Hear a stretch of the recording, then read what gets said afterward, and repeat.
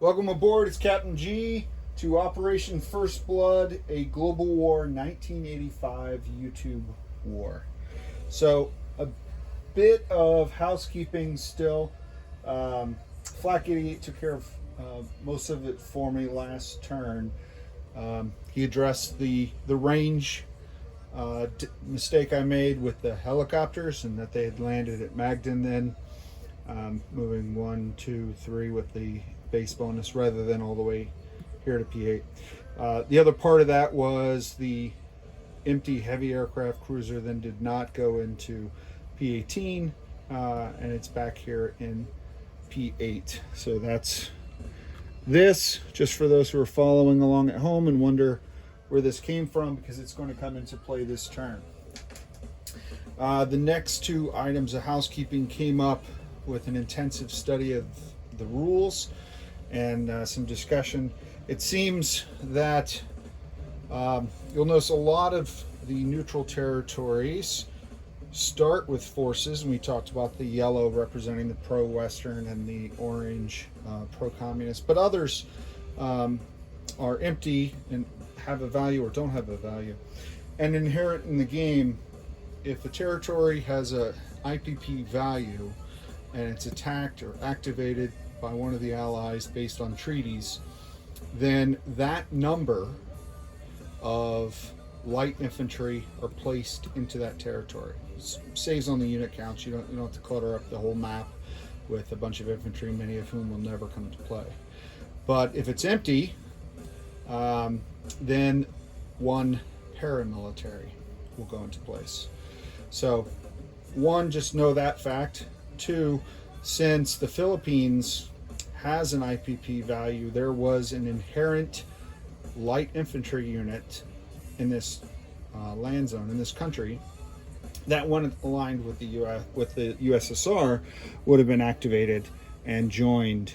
So the bonus money invested, the 4 IPP, purchased this, but the Filipinos had their own army as well. So that's that correction. And then as with most games, but definitely in this one, actions have consequences. So there is a condition for Indonesia that if the Philippines are possessed by the Soviets, that would trigger a defense response for them, and they place one paramilitary in Borneo. Okay, so those are the housekeeping items. One thing that this discussion also I want to note, there are several different types of infantry units, and I know Flak 88 started his first issue of the War College today. If you haven't seen that series by him and Admiral Seabass, definitely check that out. But just wanted to point out, you'll see them represented differently on the different maps, myself and my two colleagues who are playing the game with me. In my game, all paramilitary, they're the 1985 equivalent of a 1936 militia. I use the same system as I do with my 36 map. They're kneeling, crouching infantry positions. They are not standing tall and erect. Okay, so this to me is a para. You might see the same Soviet sculpt on some of the other maps, or Chinese sculpt, but with a marker underneath that primarily I think it's red, that says paramilitary. So that's the same thing. My light infantry are just the base infantry because it's the only type of core infantry anymore. They, I think, have both used the light infantry marker underneath. Airborne, everyone has the airborne marker. And then Marines, I have a combination. Most of my Marines have blue base. I have to finish painting China.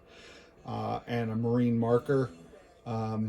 And then the Soviets just have the blue base because I ran out of markers. So those are the 4 primary types of infantry and how you see them represented on the map. So let me move on then. So we're into the detailed sequence of play, and we're moving into the planning phase. And first up, now that we don't have to do some of the other sequence of events, is tech research. Now, based on our poor results, those responsible have been sent off to a gulag for intense study and review on why they're not producing true Soviet results. So new dice were brought in. I'm researching the same 4 technologies. So top to bottom, using the Board Gaming Bro slash FEC FLAC 88 system that was introduced. The second one down is anti-missile defense. Third one down is computers. Fifth one down is Caterpillar Drive. And the 10th one down is chem warfare. All of them need an 8 for success, 8 or higher. And here we go. And we scored a 10, an 8, a 6, and a 10. So fear and repression has its benefits. So the 6 is a fail, but that is a success for anti-missile defense. And if I pivot slightly, because I have not really had a need to do this yet. So this moves from stage 3, where the Soviets start, to completing anti-missile defense. This is stage 2 now of chem warfare, so I caught up with China. And computers now move to stage 3 on computers. So that's what I'm showing on the tech chart. So let's go back to where we were. Okay, outstanding. Some true Soviet results, right? In the days of Sputnik and the cosmonauts, since then we've fallen behind. Moving on, purchase new units. So we walked in with 11 IPP, not having saved any from last turn. Let me get this to where you can see it. We are spending 4 on an airborne unit, 3 on a surface-to-air missile anti-air unit. I call them SAM batteries, but they're AAA. And then I'm with the benefit of Red Fleet that we talked about, and another benefit tied to the random event where the naval units produced at this minor shipyard in the Philippines also receive a -1. If the Soviets were to build anything here, and they can build up to 2 units, cruisers and below, they get 2 off. So a diesel electric Foxtrot class submarine costs 4.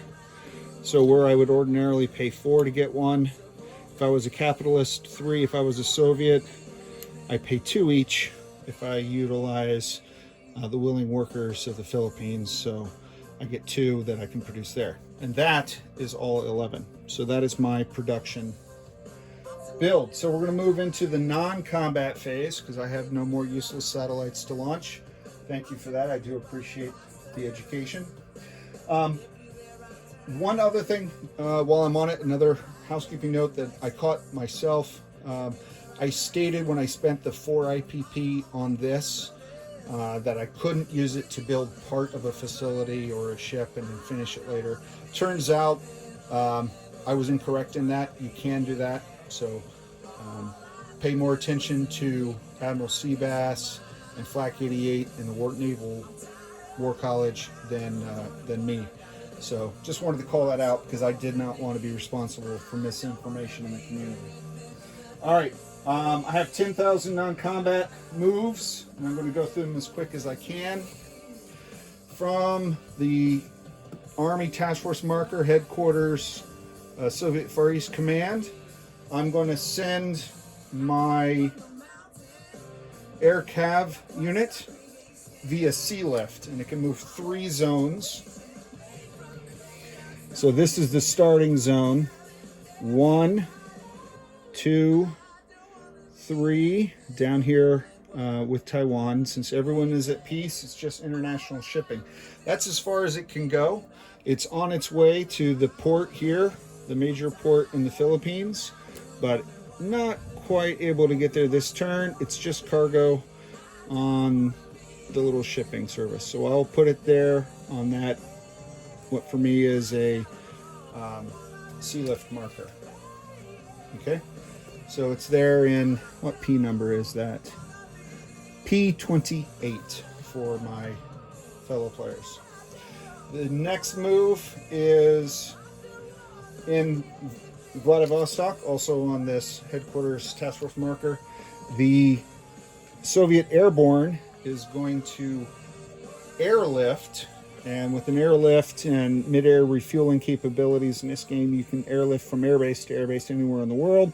So they'll be leaving this major airbase and flying down to the minor airbase in South Vietnam. So that's slightly off camera. Let me pivot here. So here's North and South Vietnam. There are a few areas of the map that have blowout boxes, and I've not highlighted that yet in my videos. So just so you can see them, here are, that's good enough. So here's the Korean Peninsula. That's what these markers are on the map. And then North Vietnam, South Vietnam, Laos, Cambodia. Those are more of the orange pro-Soviet communists. So they're flying into this airbase here. The airborne that is there is going to trudge north into North Vietnam to do training with his fellow communists. Sorry about the glare on that. Okay. Going back. So that is the sea lift, the airlift, the march north through Vietnam. Then from Magadan, I'm going to send the fighter to the airbase in Vladivostok. I'm going to send the helicopter from Madigan to P8. So I'm going to fly by land and get this slightly out of the way so you can see it. 1, 2, and then with the airbase, well, actually I'm just going to stop there because I'm not 100% sure about the minor airbase bonus as opposed to the major. So I don't want to make another mistake. I'll just stop there for now. All right. And then this 1, 2, same thing. So I moved basically all of the aircraft at Madigan down to Vladivostok. And then there was already one attack helicopter there. That attack helicopter is going to go into P8 on that aircraft cruiser that we talked about, the Soviet version of an aircraft carrier. So fighter, air cav, attack helicopter, everyone. That's it. So that was all 10,000 of my non-combat moves. That takes us to end of turn phase, place units. So I'm going to place, as I previously stated, you can see, yes, the 2 Foxtrot diesel electrics. Great work, comrades. Very fast, very efficient, very fair priced. In, what is that, C-Zone? 37, which is where the minor shipyard is. I'm going to place this AAA built at the Army base here in the Philippines. I'm going to place that right there in the Philippines. If you're going to go communist, you might as well go all the way. And then this one, as we stated, oh no, wait, what am I doing? Yeah, I guess I placed him already, I'm not sure. Oh no, he is being placed in Vladivostok. I got confused by the 2 in Vietnam.